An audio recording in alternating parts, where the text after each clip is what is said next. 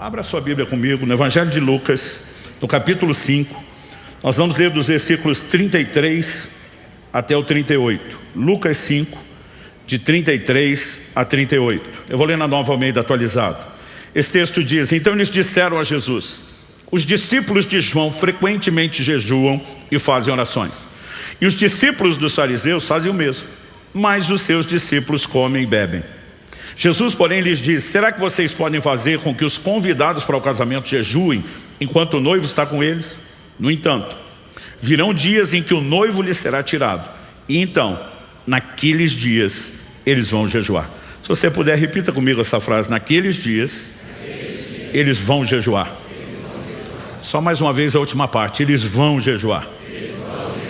Verso 36, também lhes contou uma parábola: ninguém tira um pedaço de uma roupa nova para colocar sobre roupa velha, pois se o fizer, rasgará a roupa nova, e além disso, o remendo da roupa nova não combinará com a roupa velha. E ninguém põe vinho novo em odres velhos, porque se fizer isso, o vinho novo romperá os odres, o vinho se derramará e os odres se estragarão. Pelo contrário, vinho novo deve ser posto em odres novos. Talvez nenhum texto do Novo Testamento reúna tanta informação sobre o jejum como esse texto reúne.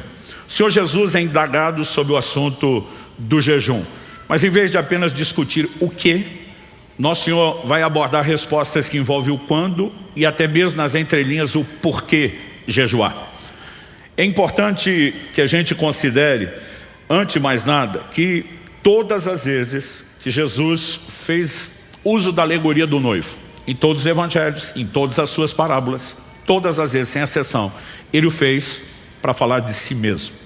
Então, nosso Senhor já começa pontuando com clareza algo sobre o jejum para o nosso tempo. Antes de entrar nesse departamento, eu queria que a gente pensasse um pouco só na dinâmica, né? O que significa essas pessoas chegarem para Jesus? É os discípulos de João, uma referência a João Batista, frequentemente jejuam e fazem orações. Os fariseus, o mesmo. Os fariseus, nós sabemos que jejuavam 2 vezes por semana. Em Lucas 18, Jesus fala de um fariseu orando no templo, batendo no peito, se orgulhando de jejuar 2 vezes por semana. Jesus não está dizendo que aquilo era exclusividade daquele fariseu. A tradição aponta que todos os fariseus, o movimento todo, jejuavam às segundas e às quintas-feiras. Tanto que a Didaquê, o mais antigo documento de catecismo cristão da história da igreja, orientava os discípulos a não jejuarem nos mesmos dias que os hipócritas.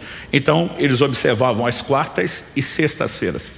Esse documento fez John Wesley, grande avivalista, resgatar a prática de 2 dias por semana de jejum. Aliás, Wesley não ordenava ninguém ao pastorado que não jejuasse às quartas e sextas-feiras. Ele dizia: isso não é mandamento para todo mundo, mas é regra para os filhos.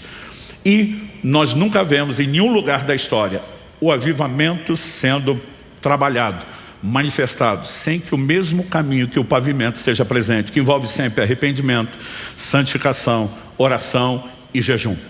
Então, quando eu olho para esse texto, eu percebo que as pessoas, ao abordarem, Jesus, estão dizendo: olha, os grupos aí estão jejuando, só que os seus discípulos comem e bebem. Você acha que eles estavam elogiando Jesus ou os discípulos? É claro que não. Tenta imaginar a cena de alguém chegando, um pai, uma mãe ou os dois juntos, e fazendo o seguinte comentário: os filhos de fulano são a benção, os filhos de ciclano conhecem limite, os de Beltrano se comportam, mas os seus, o que é que estaria por trás de mais os seus? Não apenas uma crítica ao comportamento dos filhos, mas uma tentativa de responsabilizar os pais pelo mau comportamento dos filhos. Naquela época, quando se criticava o discípulo, já estava atacando o mestre. Mas quando fazia isso diretamente ao mestre, é evidente que eles estão disparando contra Jesus e não só contra os discípulos.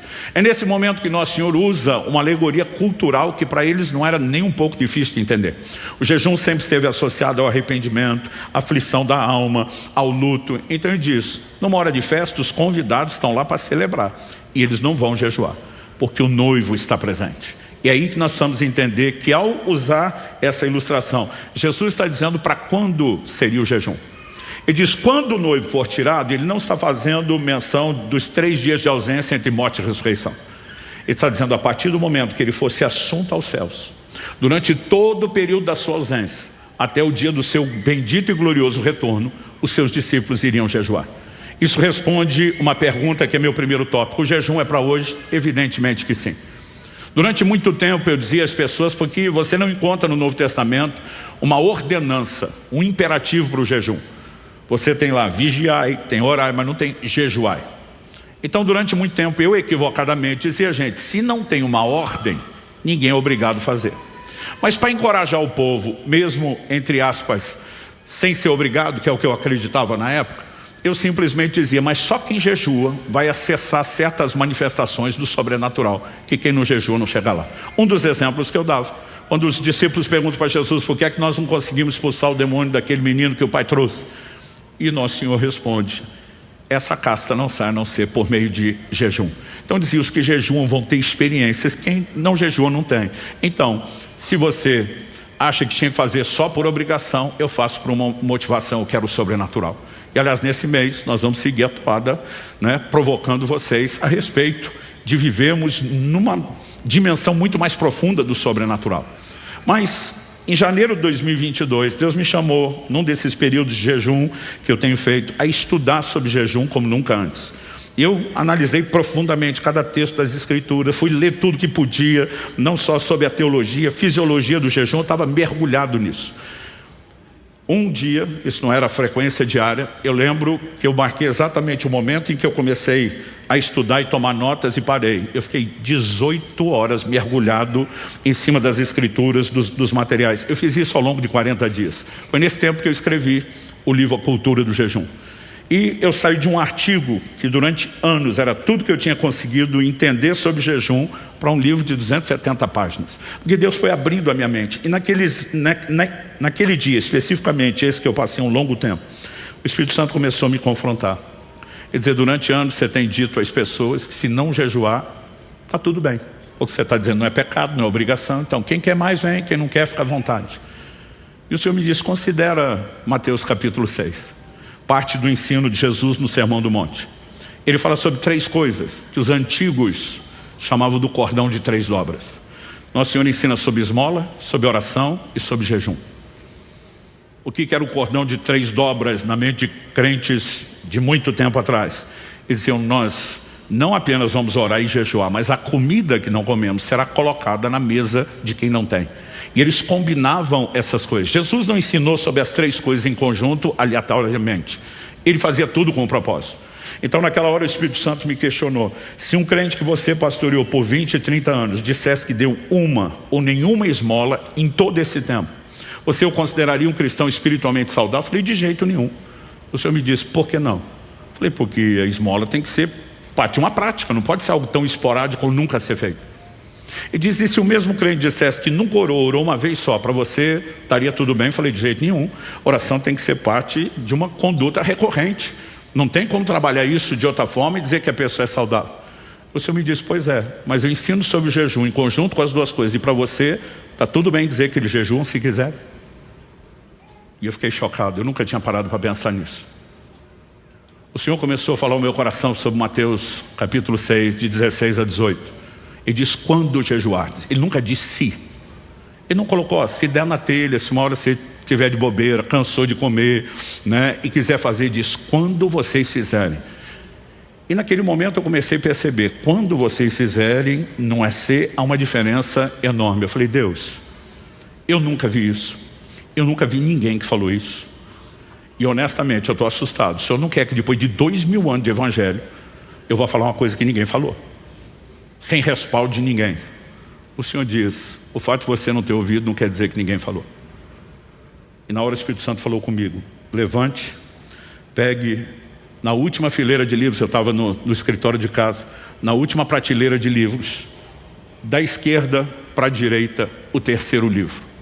Quando eu olhei para cima, sabia exatamente o que tinha lá na última. Os livros de história, que eu não acesso o tempo todo, ficavam em um lugar mais distante. Subi numa cadeira, mesmo assim, estiquei porque não consegui enxergar e com a mão contei 1, 2, 3. Quando puxei o 3º, não era um livro de história. Por alguma razão ele estava guardado fora do lugar. Era um livro com sermões de John Wesley. Especificamente uma coletânea intitulada O Sermão do Monte. Quando eu li aquilo, já fui para Mateus 6. E fui ler o comentário de Wesley a partir do verso 16. Ele dizia o seguinte, muitos alegam que não há um imperativo no Novo Testamento para que se jejue e use isso como uma desculpa para não fazer do jejum uma prática, uma disciplina. Ele diz, no entanto, a gente tem que observar que Jesus nunca disse se jejuar. Jesus disse quando jejuar. Ele diz, em segundo lugar, ninguém orienta como fazer alguma coisa, a menos que espere que a pessoa orientada faça exatamente o que ele está orientando a fazer.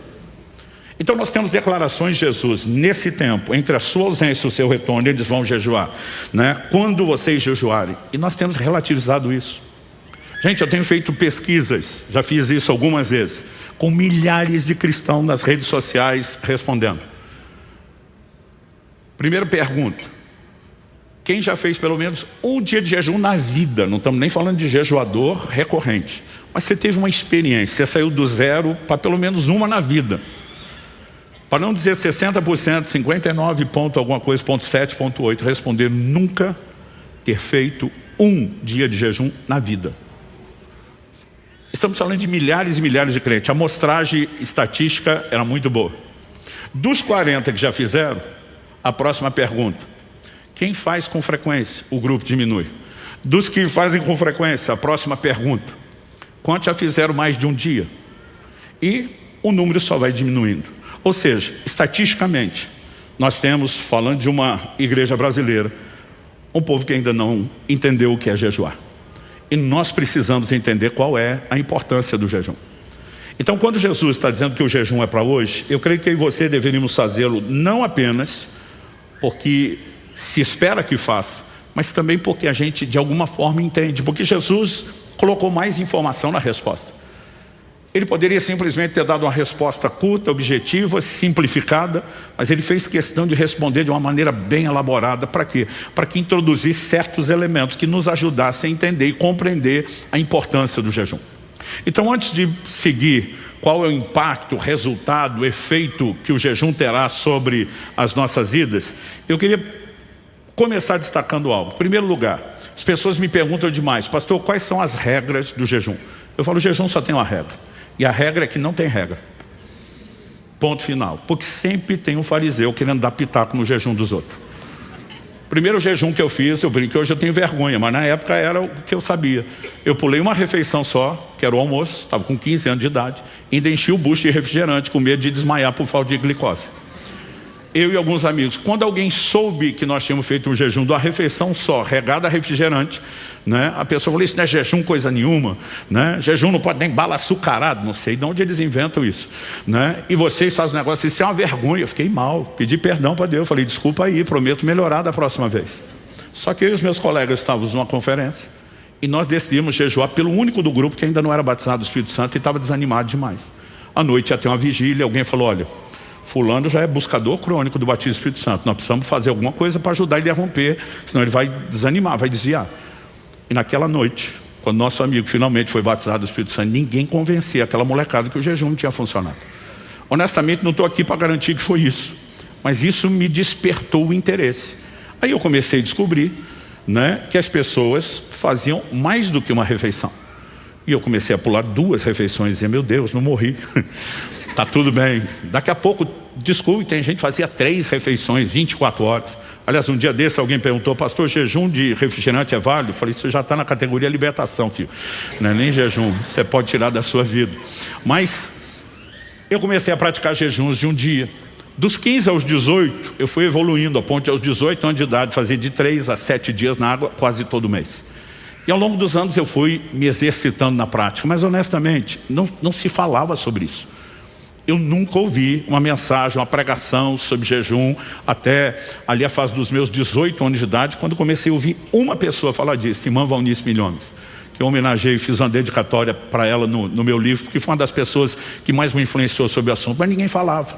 Eu lembro que meu pai, quando soube que eu estava jejuando, ele não conseguia esconder, 3, 7 dias de jejum, uma refeição, outra. Eu era solteiro, morando em casa, sem enrola, mas chega uma hora não dá mais. Meu pai preocupado que eu estivesse entrando em algum lugar de fanatismo, imagine se ele visse o que eu faço hoje.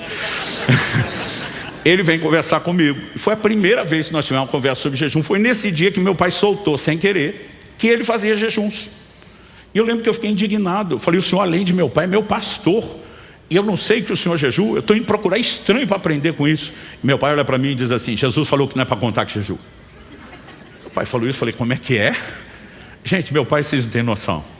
o poder de questionamento, de raciocínio que ele tinha.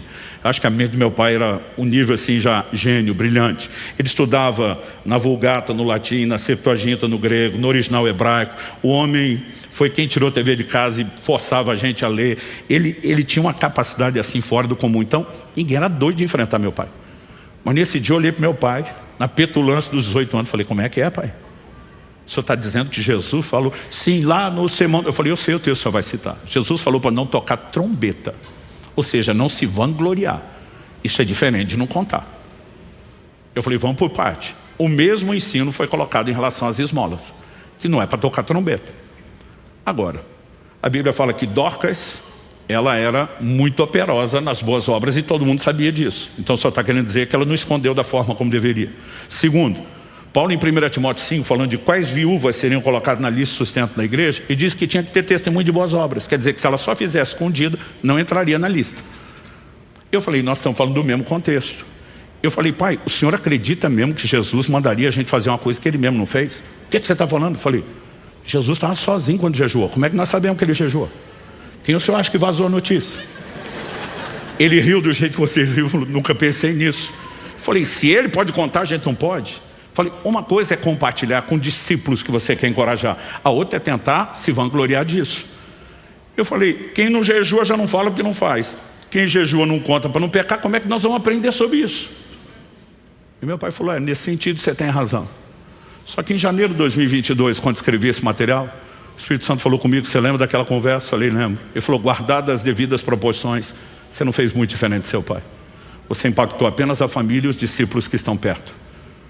E diz, chegou o tempo de se falar, pregar, ensinar sobre jejum como nunca antes. Porque as pessoas não vão ter fé para jejuar se não ouvirem a palavra de Deus sobre o assunto. A Bíblia diz que a fé vem por ouvir e ouvir a palavra de Deus. Principalmente quando falamos de jejuns mais recorrentes ou até prolongados, evidentemente que se algo não for despertado dentro de nós não faremos. Agora, nós precisamos entender, gente, que não tem regra. Ou você escolhe o que quer fazer, ou você obedece uma orientação do Espírito Santo. Ele pode trazer todas as regras. Então, salvo isso, porque as pessoas ficam controlando demais. Eu vi um dia 2 irmãos que estavam fazendo tal do jejum, Daniel. Mas a confusão ficou grande, eu pensei, eles vão para a via de fato. Eu estava olhando só para ver se ia precisar intervir, porque o negócio ficou sério. E a discussão deles é porque um estava comendo batata frita. Aí dizia, mas jejum, Daniel, é legumes, batata é legume, mas não come manjar desejável. Você manjar desejável para você que é fanático por isso, para mim, gente, uma tempestade. Outro dia um chegou para mim e falou, pastor, eu posso jejuar pão e água? Falei, pode jejuar até com pastel e caldo de cana. Não recomendo, 2 bombas glicêmicas para usar no jejum, né? Mas eu estou dizendo no sentido de não ter regra, porque a Bíblia fala de um jejum parcial, foi o que Daniel fez. A Bíblia diz, durante 21 dias ele não comeu carne, não bebeu vinho, nem manjar desejável. Aí manjar desejável, meu amigo, fica a definição de cada um. Para as mulheres não é batata frita, é doce e chocolate. Então assim, a gente precisa entender que o jejum parcial, a Bíblia diz que João Batista vivia de mel e gafanhotos. Ele vivia uma vida jejuada. Esse jejum onde se exclui certos alimentos e outros não, ele só faz sentido em períodos prolongados, como esse 21 dias. Agora o camarada diz que vai fazer um dia de jejum, ainda faz parcial, é algo que para mim honestamente é mais difícil de entender ou digerir. Mas está lá na Bíblia, tem gente que resiste, fala não, a palavra jejum, como nós lemos aqui em Lucas 5, é a palavra grega nestil, uma palavra composta. Ne, um prefixo negação, estil, comer. Então jejum em essência é não comer. Aí o cara fala, o cara está comendo. Eu falo, mas não está comendo de tudo, ele está nestil alguma coisa. Não precisa ser nestil tudo. Então, existe o jejum parcial, existe o jejum normal. O que é o jejum normal? Esse é o padrão. Eu acho que parcial e o que eu vou falar depois, que é o total absoluto, são exceção. Jejum normal. A Bíblia diz, durante 40 dias Jesus não comeu e ao fim dos quais ele teve fome. Está lá em Mateus 4:2. A Bíblia não diz que ele não bebeu, nem diz que ele não teve sede. Se não houver menção explícita de não beber água, evidente que o consumo de água está lá. Água não é alimento.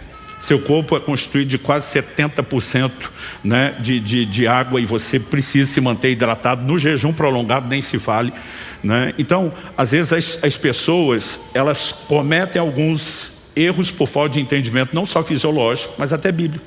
Jejum total tem na Bíblia? Tem. Ele normalmente não passa de 3 dias.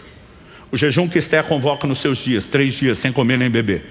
O jejum que Paulo praticou, tão logo se converteu, Atos 9, disse durante 3 dias, não comeu nem bebeu. O jejum que o rei de Nínive manda os ninivitas praticarem depois da mensagem de Jonas, como sinal de arrependimento, 3 dias sem comer e nem beber. Por que esse padrão dos 3 dias? Porque com 5 dias sem água, seu corpo já pode começar a entrar em colapso. Outro dia alguém falou, mas Moisés jejuou 40 dias sem comer e nem beber. Eu falei, estava na nuvem da glória, nós chamamos de jejum de sobrenatural. Eu digo, se você estiver na nuvem, Deus mandar, pode fazer. Se não, você vai para a nuvem. Pode ter certeza disso. Mas, considerando os tipos, as pessoas dizem, pastor, qual que eu faço? Eu digo, cara, é a sua escolha. Né? Ninguém pode dizer o que fazer, a não ser o Espírito Santo. E a periodicidade.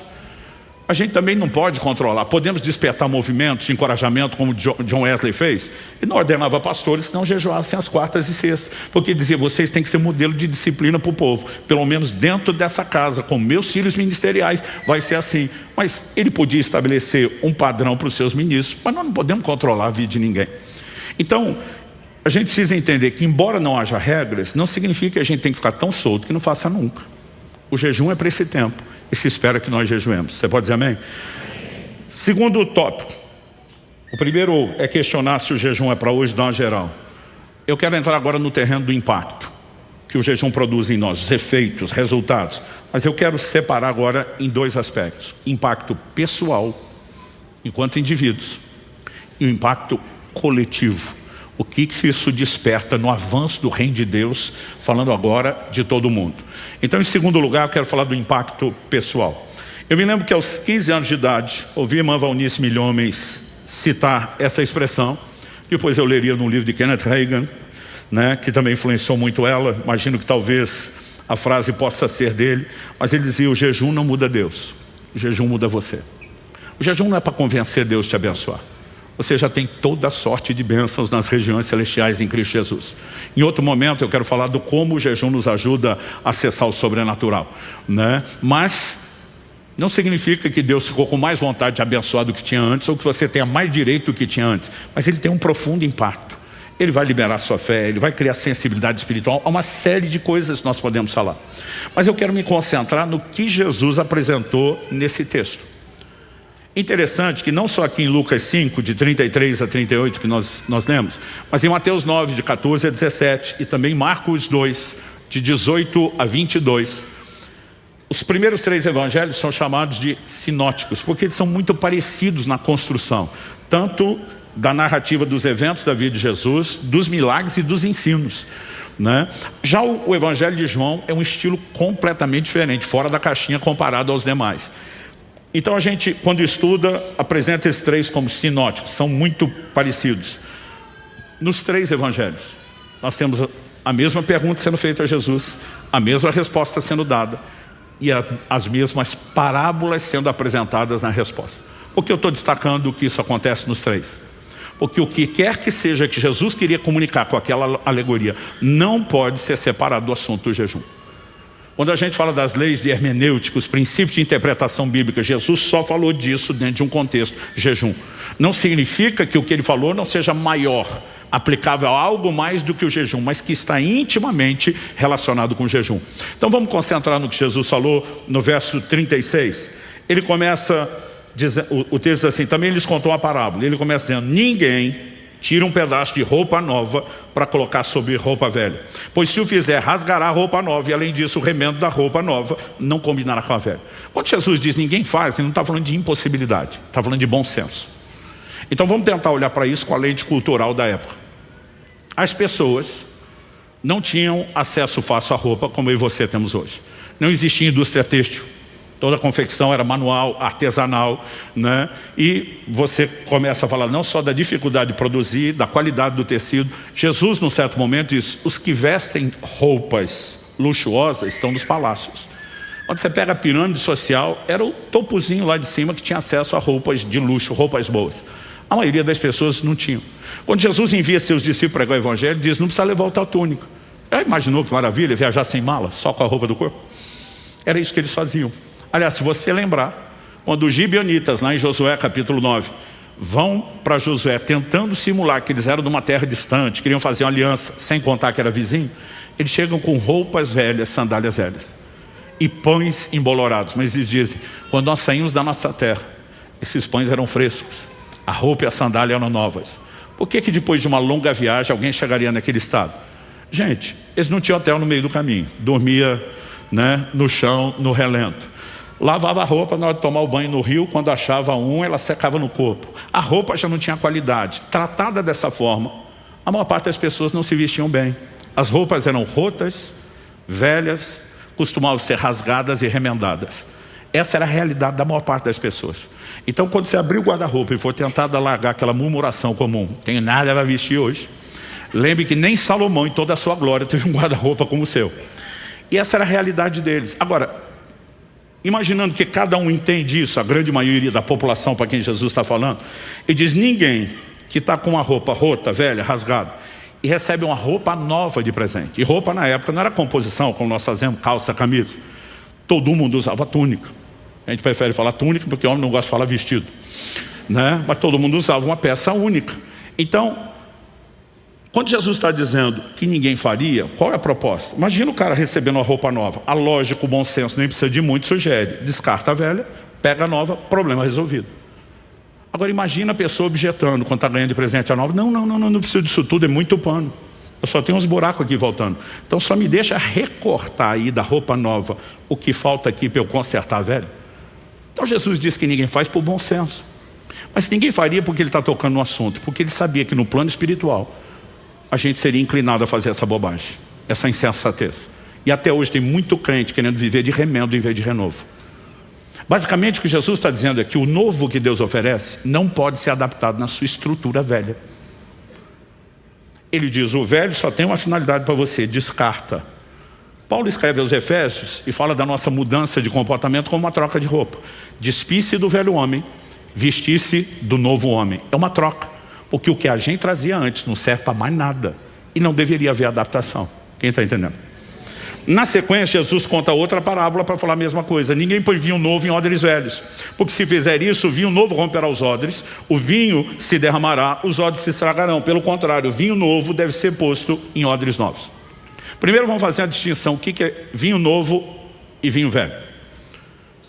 No Antigo Testamento, você tem duas palavras distintas para falar de quase a mesma coisa, mosto e vinho. O que era o mosto? Suco da uva, ainda não fermentado ou de baixa fermentação, a ponto de não poder provocar embriaguez nem se houvesse abuso.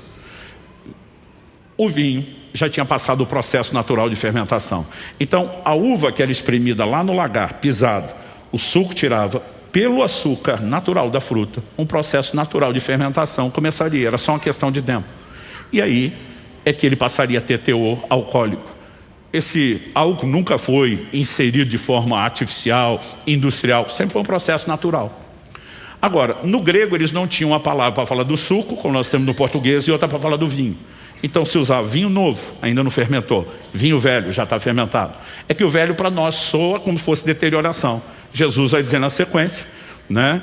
O verso 39 que eu não li, ninguém tendo bebido o vinho velho prefere o novo, porque diz o velho é excelente, é melhor. Então o velho aqui não era um rótulo negativo. Ele simplesmente era uma maneira de dizer, olha, esse aqui já fermentou, o outro não. E aí você vai ter que entender o odre, porque não é parte do nosso contexto. O odre era uma espécie de cantil, uma bolsa feita com couro de animais. Então, em toda a Bíblia você vai ver uma única menção de um odre contendo água. É quando aqueles gibeonitas dizem que vieram de longe, né, e traziam os odres. Normalmente estava associado à questão, né, das viagens, porque você não tinha como transportar numa vasilha de barro, etc. e tal, a água numa viagem. Mas tirando essa exceção, você tem uma segunda. Uma vez na Bíblia você vai ver um odre cheio de leite. Alguém simplesmente aproveitou aquilo para outra finalidade. Todas as outras na Bíblia estão associadas ao vinho. Por que o odre estava tão ligado ao vinho? Porque os povos antigos descobriram que se você deixasse, né, o vinho, o suco da uva, num ambiente fechado, com exposição limitada ao oxigênio, você conseguia controlar a fermentação. Então, eles colocavam na bolsa, lacravam, e dessa forma conseguiam controlar a fermentação no ponto em que eles queriam. Só que o que Jesus está falando? Se você bota o vinho novo num odre velho, um couro já ressecado. A hora que começar a fermentação e aquilo vai dando pressão, o odre arrebenta. E aí se perde o odre, se perde o vinho. Deixa eu te dizer o seguinte, quando se tenta adaptar o novo de Deus no velho, o evangelho tem prazo de validade. Talvez essa seja uma das razões pelas quais a gente tenha tanto desviado na nossa nação. Porque as pessoas estão acreditando que elas podem pegar uma parte do que Deus tem e adaptar no resto do que elas já traziam na sua vida. Isso não funciona no evangelho. Agora, pastor, qual a relação disso com o jejum? Quando nós vamos entender o cerne da obra da santificação, é evidente que a gente tem que se desfazer do velho homem. Não dá para viver a nova natureza, a nova realidade mesclada, adaptada, em conjunto ou convivência com o velho homem. Então, nós precisamos entender que no processo de transformação, só existe uma única coisa a ser feita com a velha natureza, é matá-la. Essa é a linguagem bíblica. Romanos capítulo 12, versos 1 e 2 diz assim: portanto, pelas misericórdias de Deus, peço que ofereça o seu corpo como sacrifício vivo, santo e agradável a Deus. Este é o culto racional de vocês. E não vivam conforme os padrões desse mundo, mas deixem que Deus os transforme. Outras traduções diz: transformai-vos, no imperativo, pela renovação da vossa mente, para que possam experimentar qual é a boa, agradável e perfeita vontade de Deus. Ele está dizendo que a pessoa, depois de convertida, pode conformar aqui, tomar forma, o molde. Pode se conformar com o mundo. E ele vai passar, às vezes, uma vida inteira naquele padrão que Paulo, em 1 Coríntios 3, chama de um crente carnal, não espiritual. Ele não acessa lugares profundos da comunhão com Deus, de experiências com o Senhor, das manifestações do sobrenatural. Ele tem um comportamento que uma hora você olha e fala, parece crente, outra hora você fala, parece que nunca converteu. Ele fica lá numa coisa meio híbrida.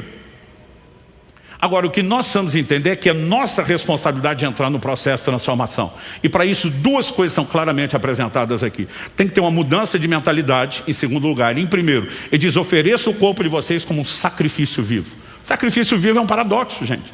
Porque sacrificar significa matar. Paulo está falando uma linguagem que todo mundo antigo entendia. Não só o povo que serviu o Deus de Israel, o único e verdadeiro, mas até os povos pagãos praticavam sacrifício. Sacrificar era matar o animal. Agora, o que é o sacrifício vivo? É uma aparente contradição. Mas Paulo usa esse paradoxo para dizer o quê? Não é para vocês matar o corpo de forma literal. O que você vai matar é a força da carne que está aí dentro. Colossenses 3,5 diz, fazei morrer a vossa natureza terrena. Eu aprendi na minha adolescência, a carne não converte.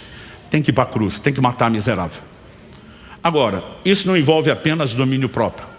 Jesus nos propõe uma ferramenta chamada jejum, que talvez de todas as disciplinas espirituais seja mais impactante no que diz respeito a tirar força da sua carne. Gente, isso vai além da capacidade de explicação. Eu lembro, em 2018, o Espírito Santo me dirigiu a fazer pela primeira vez um jejum de 40 dias. Quando eu terminei, vários amigos me procuraram. E aí? A turma que sabia. E aí era, você ouviu o coro dos anjos, sentiu o perfume do céu, né? Jesus apareceu, todo mundo esperando eu relatar assim uma experiência mística profunda. E eu tenho tido experiências incríveis, mas eu lembro que minha resposta foi, e aí que eu estou em crise. Os caras, como assim crise? Eu falei, crise profunda. O jejum me gerou crise. Os caras, que tipo de crise? Eu falei, vou falar uma de várias. Meu temperamento é colérico. Para quem não sabe o que é, barraqueiro por natureza. Então assim, tem que frear a miserável da carne para não ficar irritado, para não falar o que não deveria. É um exercício contínuo. Só que durante 40 dias, nada e ninguém me irritava. Gente, era um negócio assim, tão fora do comum, que Kelly, minha esposa, aquele doce de pessoa, ficava tirando onda comigo. Ela parava na minha frente e dizia, quem é você? Quem está aí? O que você fez com meu marido? Ela dizia, meu amor, você está numa tranquilidade. Eu dizia, você não imagina a paz que está do lado de dentro. Aí alguém falou, pastor, mas foi ruim para gerar crise? Eu falei, não, foi maravilhoso. A crise é que acabou com a minha desculpa. Porque a vida inteira eu joguei na conta do temperamento. Não, eu me irrito, eu falo desse jeito pelo temperamento. Mas meu temperamento não mudou no jejum. Aliás, a parte boa de liderança do colérico estava lá, ó, refinada, ungida. A parte ruim, que é essa miserável da carne, ela perdeu completamente a força. E de repente, pela primeira vez, depois de anos andando com Deus, servindo com Deus, eu falei, tem muitas coisas que nós estamos tolerando, inventando desculpa, que deveriam estar morrendo na nossa vida. Quem está entendendo? Mas pastor, e a transformação da mente? Além de todo o processo da restauração que vem pela palavra, nós precisamos entender que o próprio jejum, gente, ele reprograma o seu código, ele muda um chip dentro de você. É inexplicável. Honestamente, eu tento explicar isso e é frustrante, porque é só quem pratica que entende. Quem jejua com frequência e regularidade costuma testemunhar as mesmas coisas. As coisas materiais perdem absurda e inexplicavelmente o seu valor. O coração fica blindado contra a ofensa. Não é só não se irritar, né? A ofensa não entra. Eu gosto de citar uma frase da irmã Valnice, que ela dizia o seguinte: o jejum muda o seu centro gravitacional. O centro de gravidade da terra puxa para baixo. O centro de gravidade do reino de Deus para cima. Buscar as coisas que são do alto, pensar nas coisas que são de cima. O jejum te arranca de um centro gravitacional e te coloca em outro. É impressionante a fome, o anseio pelas coisas de Deus. Ou seja, ele não apenas vai frear a força da velha natureza, mas de alguma forma é como se libertasse a nova para buscar tudo aquilo que ela realmente anseia. Eu não consigo enxergar a vida de ninguém vivendo num profundo lugar em Deus sem que o jejum seja parte da sua jornada, da sua caminhada. Ele vai impactar definitivamente a nossa estrutura, vai nos ajudar a nos livrar do velho, para que a gente, em vez de adaptar o novo no velho, possa simplesmente trocar e viver o novo. Quem está entendendo, diga amém. Mas me permita falar, terceiro e último lugar, do que eu vou chamar aqui do impacto coletivo. Além de termos a responsabilidade de produzir mudança na nossa própria vida, nós temos o privilégio de cooperar com Deus para mudanças num âmbito maior, que diz respeito ao avanço do reino de Deus na terra. E eu quero tentar te demonstrar algo que eu classifico como profético. Há um entendimento que Deus tem trazido ao meu coração, que no tempo do fim, o jejum terá uma importância maior do que a maioria de nós consegue mensurar, até mesmo no que diz respeito à preparação para a volta do Senhor Jesus. Quando falamos da volta de Jesus, não é um assunto qualquer. Nós estamos falando do clímax, do ápice da redenção, do desfecho de todas as coisas. Agora, algo interessante que não pode ficar de fora da equação quando nós falamos da vinda de Jesus. Em Atos capítulo 3, de 19 a 21, o apóstolo Pedro pregando diz: arrependei-vos, convertei-vos. Ele estava apresentando Cristo. Para que sejam perdoados os vossos pecados, venham da parte do Senhor os tempos de refrigério. Aí diz assim: envie-lhe o Cristo. O que é envie-lhe o Cristo? Não é a primeira vinda. Ele está falando de Jesus que já veio, já encarnou, morreu, ressuscitou, foi assunto ao céu. Envie-lhe o Cristo, está falando da segunda vinda. Envie-lhe o Cristo. O texto diz: o qual convém que os céus contenham, segurem, recebam, até o tempo da restauração de todas as coisas, das quais Deus falou pela boca dos seus santos servos, os profetas. Há duas formas de olhar o final dessa frase. Que os profetas anunciaram que haveria restauração no tempo do fim. Isso é verdadeiro. A gente fala da reforma protestante 500 anos atrás. A reforma apenas começou. Tem muita coisa sendo reformada ainda e para ser reformada. Mas haverá restauração de muita coisa que a igreja perdeu antes do retorno de Jesus. Mas para mim o texto não fala só isso. Ele fala da restauração do que foi dito pela boca dos profetas. Ou seja, coisas que os profetas anunciaram. Porque há profecias que envolvem a vinda do Senhor que ainda não se cumpriram. E vão se cumprir só por ocasião do seu retorno. Mas há coisas que os profetas falaram da parte de Deus que já se cumpriram ao longo da história. E a mesma Bíblia que registra o cumprimento dessas coisas, registra que haverá cumprimento replicado no tempo do fim. Uma dessas promessas que é indiscutível que tem cumprimento replicado. Joel capítulo 2, versos 28 e 29. Texto conhecido, decorado por qualquer avivalista. E acontecerá depois disso que derramarei do meu espírito sobre toda a carne. Vossos filhos e vossas filhas profetizarão. Vossos jovens terão visões, sonharão os vossos velhos. Até sobre os servos e as servas derramarei do meu espírito naqueles dias. E quando você começa a olhar uma declaração dessa, você percebe que o apóstolo Pedro se levanta no dia de Pentecostes para dizer: isso cumpriu aqui hoje. Quando aquela multidão atônita está assistindo aqueles homens cheios do Espírito Santo falando em outras línguas, sem entender o que era, Pedro se levanta e explica: gente, eles não estão bêbados. É 9 horas da manhã ainda, tipo, não é a hora que a turma encheu a cara. E diz: isso é o que foi dito pelo profeta Joel. Então Pedro pega e traz para o tempo dele o cumprimento do que Joel anunciou. Só que na hora de dizer o que Joel disse, Pedro faz uma leve adaptação. E assim que Lucas registra, fala dele: e acontecerá nos últimos dias, diz Deus. Quando você vai lá para Joel, não tem últimos dias, ele só diz depois. Ou seja, Joel está dizendo: não é agora, vai acontecer depois, aconteceu depois. Quando Pedro vai falar do depois, ele cria um depois de novo. Além de agora, nos últimos dias. E ele cita todo o restante da profecia praticamente ao pé da letra, sem alterações. Ou seja, Pedro está dizendo: o que cumpriu aqui vai ter cumprimento replicado no tempo do fim. E aí eu quero que você entenda um pouco melhor a natureza da profecia de Joel. Se você puder me acompanhar no livro de Joel, capítulo 2. Não dá para ler a profecia toda, mas vou começar no 12. E talvez eu pule alguns versículos. Ainda assim, agora mesmo, diz o Senhor, convertam-se a mim de todo o coração, com jejuns, com choro, com pranto, rasguem o coração e não as suas roupas. Convertam-se ao Senhor seu Deus, porque Ele é bondoso e compassivo, tardio em irar-se, grande misericórdia e muda de ideia quanto ao mal que havia anunciado. A nação já estava debaixo de juízo e as coisas ficariam piores. Deus está dizendo, volte-se para mim e essa situação pode ser mudada. 15, toquem a trombeta em Sião, proclamem um santo jejum, convoquem uma reunião solene, reúnam o povo, santifiquem a congregação, congreguem os anciãos, reúnam as crianças e os que mamam no peito, que o noivo saia do seu quarto, a noiva dos seus aposentos, que os sacerdotes, ministros do Senhor chorem entre o pórtico e o altar e orem. Poupa o teu povo, ó Senhor, não faça da tua herança objeto de deboche e zombaria entre as nações. Agora, o que aconteceu? O verso 18 diz, então o Senhor teve grande amor pela sua terra e se compadeceu pelo seu povo. Se Deus teve grande amor e se compadeceu, é porque eles preencheram os requisitos que Ele pediu. Volte-se a mim de todo o coração, com jejum, com choro, com pranto, arrependimento, consagração, oração, jejum. E quando Deus interviu, olha o que diz o verso 19. O Senhor respondeu ao seu povo, eis que lhes envio o cereal, o vinho, o azeite, e vocês ficarão satisfeitos. Era uma época de fome, de crise. Verso 23. Filhos de Sião, alegrem-se e exultem no Senhor seu Deus, porque Ele lhes dará chuvas em justa medida. Fará descer como no passado as primeiras e as últimas chuvas.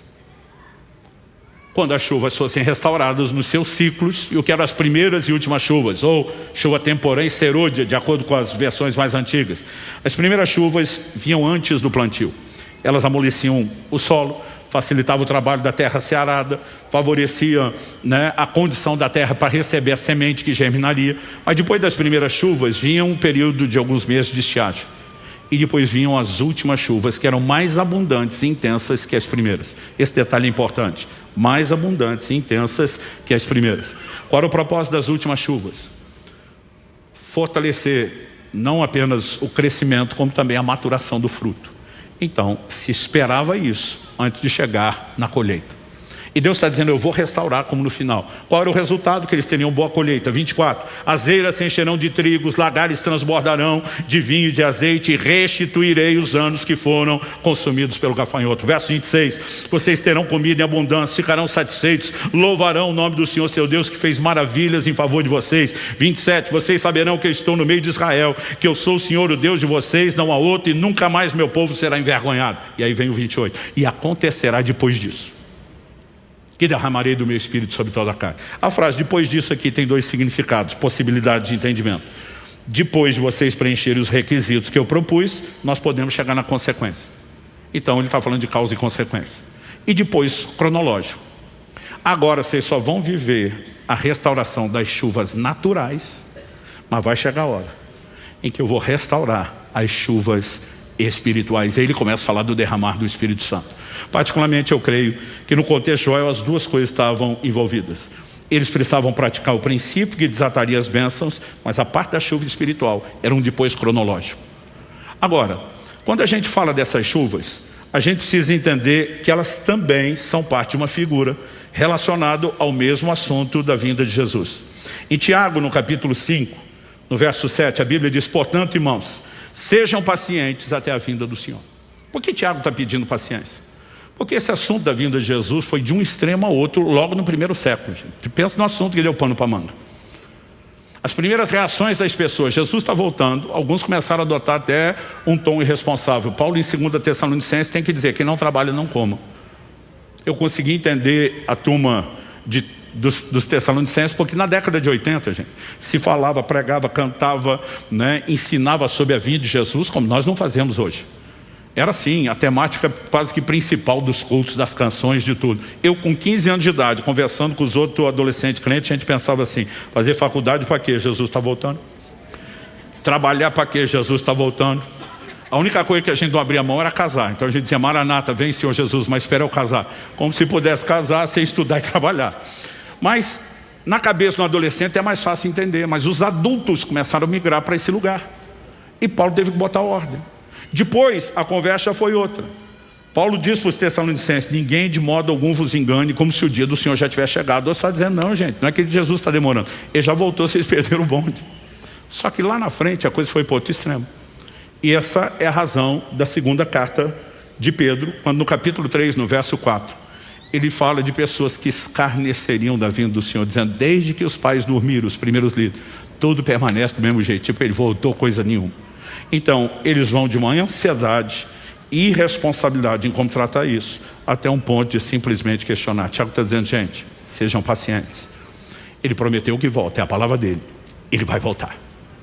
Não tem chance dele não voltar. Ele está pedindo paciência. No verso 8, o seguinte, ele vai dar um exemplo de paciência que todo mundo conhecia, porque era a prática da vida diária de todo mundo. Todo mundo tinha que plantar e colher para ter o sustento da terra.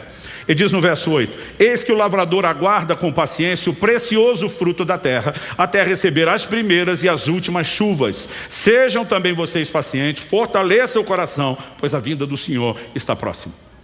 Por que o lavrador espera com paciência? Não só a primeira chuva, que é o que vai ajudá-lo a arar a terra e plantar mais as últimas. Porque se ele tentar colher antes da última, o fruto não está maduro, não cresceu o suficiente, não tem a quantidade de grãos que teria. Ele tem que ser paciente se ele quer uma colheita melhor. Não se pode colher antes da chuva. Então, Tiago está usando um exemplo de paciência que todo mundo conhecia no dia a dia e que serve para a nossa paciência. Mas eu ouso te dizer que Tiago, escrevendo pelo Espírito de Deus, também está apresentando uma alegoria profética. Isso cabe não apenas a nós, cabe também ao próprio Cristo. Ele é o lavrador. Nós somos o precioso fruto da terra. Por que é que ele ainda não voltou? Porque ele não pode voltar sem que ele tenha a maior colheita de almas de todos os tempos. Eu vou te mostrar isso na Bíblia. E essa colheita não será possível se não vierem as últimas chuvas prometidas. Segunda Epístola de Pedro, capítulo 3, verso 9, nos apresenta essa figura com clareza.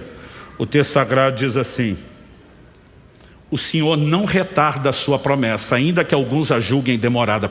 E o contexto, você lê, o capítulo está falando só da vinda de Jesus. O Senhor não retarda a sua promessa, ainda que alguns a julguem demorada. Pelo contrário, Ele é paciente com vocês, não querendo que ninguém pereça, mas que todos cheguem ao arrependimento. Por que é que Jesus ainda não veio? Ele está exercendo paciência, ele está se controlando, ele está dizendo: calma, calma, espera um pouco mais. A colheita maior que está por vir vai justificar. A maior colheita de almas que esse mundo jamais presenciou ainda está para acontecer. Mas para que aconteça é necessário que venham as últimas chuvas, que, lembre-se, eram mais intensas e abundantes que as primeiras. O que nós vimos em Pentecoste será menor comparado ao que Deus fará no tempo do fim. O maior derramar do Espírito Santo que essa terra jamais presenciou também está para acontecer. Nós vivemos numa época privilegiada que a gente acaba nem valorizando isso. Na virada do século XIX para o XX, que tem o início do movimento pentecostal que espalhou pelo mundo, alastrou que nem fogo em capim seco, nós passamos a viver uma nova realidade. A maior parte das igrejas hoje, mesmo são históricas, conservadoras, né, já não oferecem resistência, ação à obra do Espírito Santo, mas por séculos você não via as manifestações do Espírito Santo. Elas vêm sendo restauradas, elas estão crescendo, mas deixa eu te dizer, o melhor ainda está por vir. E sem essas chuvas não haverá a colheita que Jesus está esperando. E sem as chuvas que potenciam a colheita, portanto, sem a colheita, Jesus não volta. Pastor, o que isso tudo tem a ver com o jejum? Vamos voltar em Joel. Para que eles vivessem o cumprimento daquela primeira etapa, Deus diz: voltem-se a mim de todo o coração, isso com jejuns. Joel 2,15, convoquem um jejum solene. Isso eram as convocações proféticas públicas, para que todo mundo entrasse no jejum. É lógico que Joel não está falando só de jejum, ele fala de consagração, de arrependimento, ele fala de oração, mas jejum aqui é o nosso foco, vou dar destaque a ele. Para que aquela primeira etapa do cumprimento da profecia de Joel cumprisse, o jejum era inegociável. E aí nós olhamos para o tempo onde a segunda parte da profecia de Joel se cumpriu. Quando Pedro se levanta no dia de Pentecostes para dizer: o que está acontecendo aqui foi dito pelo profeta Joel. Antes do dia de Pentecostes, onde você volta alguns anos, começa um movimento em Israel. O movimento dos fariseus, nós simplesmente olhamos o resultado final, onde aquele povo virou um bando de religiosos, fazendo as coisas por fazer, por ostentação. Mas o movimento nasce de um despertamento espiritual sincero, de gente que queria ser santo, que queria levar a palavra de Deus a sério. E o jejum começa a ser restaurado. Esse povo implementa um padrão de 2 dias de jejum por semana. Daqui a pouco aparece um doido de pedra, chamado João Batista. Não apenas botando seus discípulos para jejuar, talvez mais do que os fariseus, mas ele mesmo vivendo de mel e gafanhotos. Esse doido que está trazendo o jejum e os seus discípulos para um outro nível, passa o bastão, porque ele é apenas o precursor para Jesus no dia do batismo do Nosso Senhor. Quando passa o bastão e diz, agora é contigo, Jesus pega o bastão. Qual a primeira coisa que Jesus vai fazer? 40 dias de jejum no deserto. Quando o cenário do jejum começa a ter restauração, nós temos a segunda etapa de cumprimento. Mas não é a última, porque a profecia de Joel é maior. O próprio apóstolo Pedro cita uma parte que não aconteceu nem em Joel nem no dia de Pentecostes. Depois de falar do derramar do Espírito, ele diz, o sol se converterá em trevas, a lua em sangue, antes que venha o grande e terrível dia do Senhor. Dia do Senhor, Antigo e Novo Testamento aponta para um advento, o retorno de Cristo. E quando você olha o ensino de Jesus, os apóstolos, o sol escurecendo, a lua em sangue, são sinais da vinda de Jesus que não aconteceram. Então, agora ele pega a profecia e diz, mas vai acontecer nos últimos dias. E lá nós vamos ter o combo completo. Agora, se na primeira e na segunda fase do cumprimento, isso não aconteceu sem jejum, você acha mesmo que na última nós vamos chegar lá sem jejum? Eu ouso dizer a você, o jejum terá um impacto coletivo sem precedentes. E muitas vezes é difícil a gente absorver algumas coisas. Eu já jejuava uma vida inteira. Eu fui para a Coreia do Sul, estava numa agenda de 2 semanas pregando no Japão, eu e Kelly, esprememos para tirar 2 dias livres na agenda, para a gente aproveitar umas 2 horas e pouco de voo, e para a Coreia do Sul, conhecer a igreja do pastor Cho, na Coreia. A igreja do pastor Cho se tornou a maior igreja do mundo. Um movimento gerado não apenas porque eles trabalhavam com células, grupos pequenos, mas porque tinham uma pegada de jejum e oração como nenhum outro grupo na terra. E eles tinham uma montanha de oração. Coisa mais normal, o camarada tirava 30 dias de férias, dava 3 dias de dízimo, jejuando trancado lá. E nós fomos conhecer. E quando cheguei eu vi, com os meus próprios olhos, o que alguns já tinham falado e eu não acreditei. Placas de advertência, escritas em coreano e inglês. Proibido jejuar mais do que 40 dias. Eu lembro quando eu li aquilo, eu falei, o quê? Proibido de jejuar mais? Falei, a gente não vê o povo nem fazer isso no Brasil? Aqui eles proíbem ir além. Para não dizer que eu não conhecia ninguém, eu conhecia 2, acho que 3 pessoas tinham feito 40 dias de jejum. Eu, um ano antes, tinha feito 21 dias. Mas eu comecei a pensar, falei, eu acho que isso nunca vai acontecer no Brasil. Chegar ao ponto de ter gente jejuando, tudo bem, mas ter que proibir, não, isso está fora do alcance, é inacessível. Agora, olhe para cá, o que eu tenho visto nos últimos 2 anos, eu tenho visto mais gente jejuar do que o resto da minha vida toda, do que todo o meu ministério. O que eu estou vendo nesses últimos 2 anos, só depois do livro, estou falando de gente que passou a entrar em contato comigo, pastores de diversos lugares, grupos que começaram movimentos de incentivo ao jejum e estão me dando feedback. Eu não imaginava, mas o dia chegou. Eu já fiz 9 desses de 40. Abril, agora estou indo para a minha 10ª experiência. Eu não sei te dizer nesses 2 anos quantos pastores que me pediram para acompanhar o processo, junto com médicos, né? Quantos pastores, quando chegava o 40 não queria terminar, eu dizia, você vai terminar. Você está proibido de continuar. Pastor, por que essa relutância? Porque a experiência é tão boa.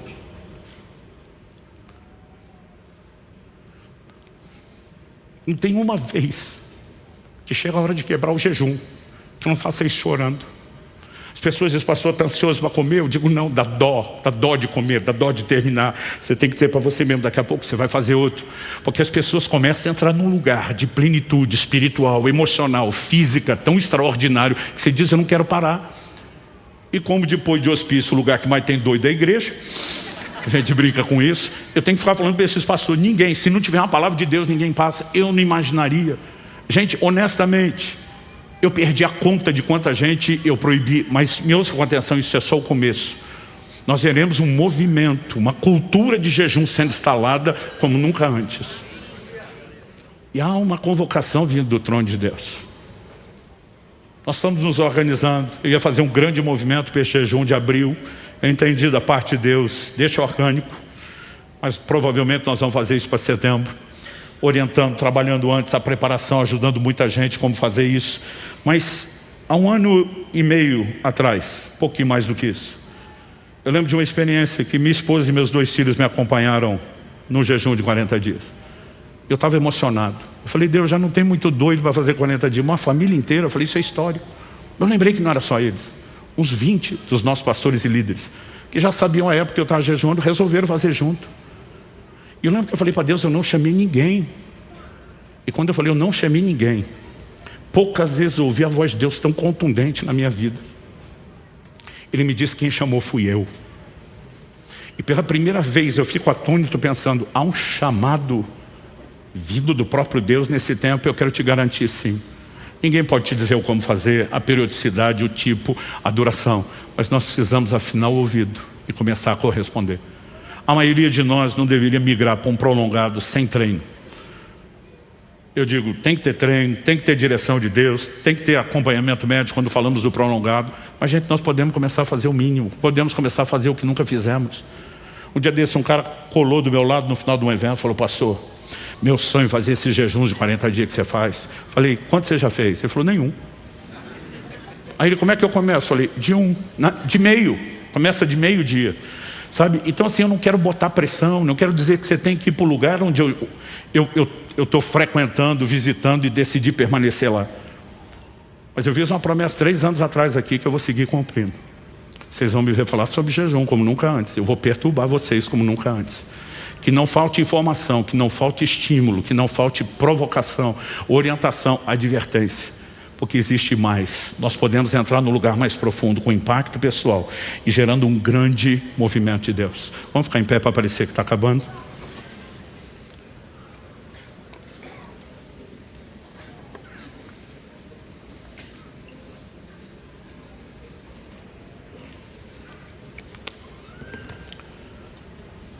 O que fazer, quando fazer, como fazer, quanto tempo fazer? Ou você decide, ou você ouve e atende a direção do Espírito Santo.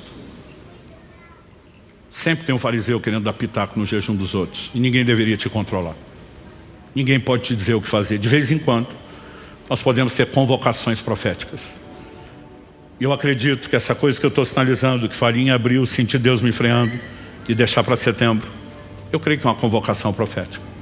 Que cada um decide se quer ou não atender. Mas de alguma forma a gente só precisa ter certeza de que nós não estamos evitando, sendo deliberadamente negligente, qual que vai nos levar a um lugar extraordinário. Eu sirvo a Deus durante toda a minha vida, intensamente, depois dos 15 anos, depois do batismo do Espírito Santo.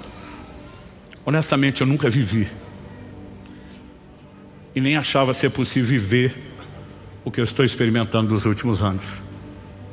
Em especial, esse período aí de 3 anos para cá. Porque à medida que eu comecei a entender aquilo que Deus me fez entender e escrever, eu falei, eu não posso viver longe disso. Eu mesmo entendi, falei, Deus, eu não posso sequer pregar isso se não tiver autoridade para falar. Em 2022, eu já tinha feito 2 jejuns de 40 antes, 2018, 2019. 2021, o Espírito Santo me disse, não. Eu ia até 7 dias e dizia, para. Não entendi porquê, estava em casa, pandemia, era a época aparentemente mais fácil de fazer, não. Mas no finalzinho de 2021, ele falou, em 2022 você vai fazer 2, um por semestre. E quando eu terminei o segundo, eu falei, Deus, o que o Senhor me pediu, eu te dei. Agora sou eu te pedindo. Me deixa continuar fazendo isso. Eu lhe imploro. Se o Senhor me parar, eu não vou continuar. Se o Senhor não me parar e me der uma permissão, eu não saio mais desse lugar. Ano passado não aguentei, fiz 3. Há algo maior a mim e à sua disposição. E eu quero te encorajar. Não quero que ninguém saia daqui fazendo loucura. Você já não tem que começar pulando o almoço. Tem uns crentes desesperados. Já não posso comer mais nada hoje. Eu vou te garantir, eu vou almoçar depois de te pregar isso. Mas abril está chegando. Alguns podem começar com jejuns menores. As pessoas perguntam, pastor, o que o senhor acha do intermitente? Falei, excelente para a saúde e um excelente treino. Intermitente eu faço todo dia, gente. Eu como na janela de 6 a 7 horas, viro 17 a 18 sem comer. Todo dia, isso já para mim não é nem espiritual. É uma disciplina que eu quero ter sobre minha carne, é algo que diz respeito à saúde, mas é um excelente treino. Não adianta você querer pular para os últimos degraus da escada. Comece devagar, com paciência. Se Deus realmente te der uma convicção agora, ótimo, mas se não, planeja, faz com calma. O que eu estou dizendo é o que nós vamos ter que fazer mais vezes. Várias vezes. Espírito Santo, sopra sobre nós. Se o Senhor não vivificar essa palavra, terá sido só um discurso e nem necessariamente motivacional. Mas se o Senhor trouxer vida, gerar fé pela tua palavra, derramar a tua graça, eu sei que haverá um nível diferente de resposta, e é isso que o Senhor espera de nós. Ajuda-nos a entender a importância do jejum e a corresponder contigo. Eu oro por dias de avanço, de rompimento espiritual, de quebrar a força da carne como nunca quebramos antes, de cooperarmos contigo no avanço do teu reino, de não apenas contribuirmos, ó Deus, para que haja esse impacto individual, mas também o coletivo. Nós clamamos em nome de Jesus, que aquilo que o Senhor começou a falar e a fazer não seja interrompido ao final dessa reunião. Que nenhum de nós te trate como um interruptor de uma lâmpada que é desligada ou uma torneira que pode ser fechada. Que o que o Senhor começou continue, cresça, progrida, cumpra o seu pleno propósito. Nós oramos em nome de Jesus e para a glória de Deus. Amém.